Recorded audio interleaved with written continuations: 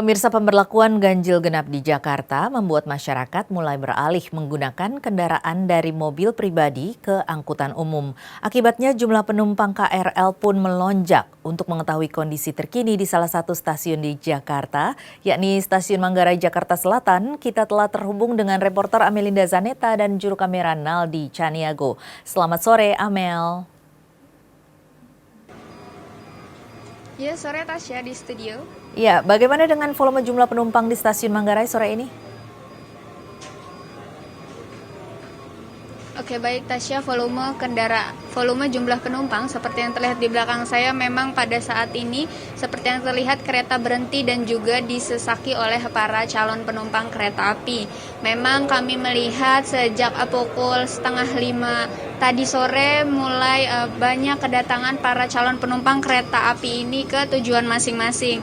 Dapat kami sampaikan memang bahwa hal ini terjadi memang karena adanya peningkatan sebesar 1,1 juta penumpang, di mana angka ini naik 60% dibandingkan dengan bulan Juni lalu seperti itu.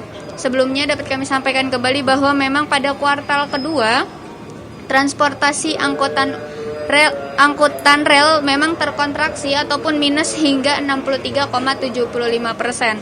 Hal ini karena adanya pembatasan perjalanan pada masa pandemi COVID-19 ataupun adanya pemberlakuan dari PSBB seperti itu. Dapat kami sampaikan karenanya sehingga membuat penurunan dari jumlah penumpang KAI sendiri.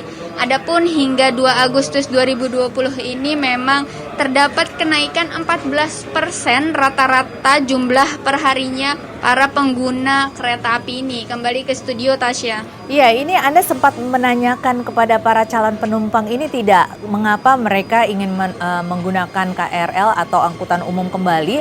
Apakah memang karena sudah tidak diberlakukan PSBB secara ketat atau sudah dilonggarkan, ataukah karena memang saat ini diberlakukan ganjil genap?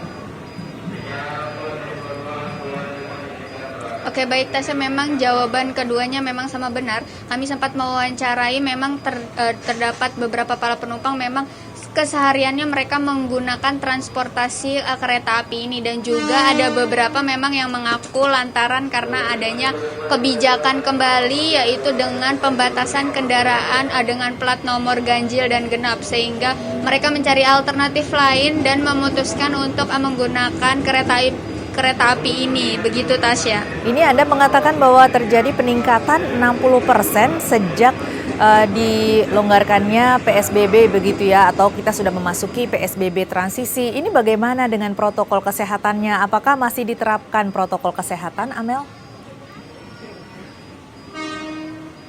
Iya, baik Tasya, memang kami sempat melihat bahwa protokol kesehatan di masa PSBB ataupun masa PSBB transisi saat ini memang masih terus ditegakkan. Kami juga melihat bahwa memang masih diberlakukannya pengecekan suhu tubuh di pintu masuk sebelum memasuki area stasiun seperti itu. Kami juga melihat bahwa salah satu petugas keamanan melakukan imbauan dengan pengeras suara selain dia menunjukkan kereta yang akan bersiap untuk pergi atau menuju ke tempat tujuan. Petugas tersebut juga memberikan imbauan bahwa para calon penumpang untuk terus mengikuti tanda-tanda yang telah diberikan oleh pihak stasiun sehingga mempermudah mereka untuk terus menjaga jarak dan juga menggunakan masker seperti itu, Tasya. Namun kami juga sempat melihat bahwa memang para penumpang di area sebelum masuk ke dalam kereta memang mereka masih mengikuti jaga jarak antar penumpang lain. Namun ketika mereka memasuki ke dalam kereta memang tampak mereka mulai menghiraukan adanya jaga jarak tersebut. Begitu, Tasya. Jadi ketika di luar keretanya itu masih dilakukan jaga jarak, tetapi ketika sudah masuk ini tetap saja berhimpit-himpitan begitu ya, karena memang terlalu banyak. Apakah memang saat ini petugas tidak membatasi jumlahnya? Baik Tasya, memang sebenarnya dari pihak kereta api sendiri memang membatasi, namun karena adanya peningkatan jumlah penumpang tadi yang telah saya sebutkan sebanyak 60% ini memang seperti itu, Tasya.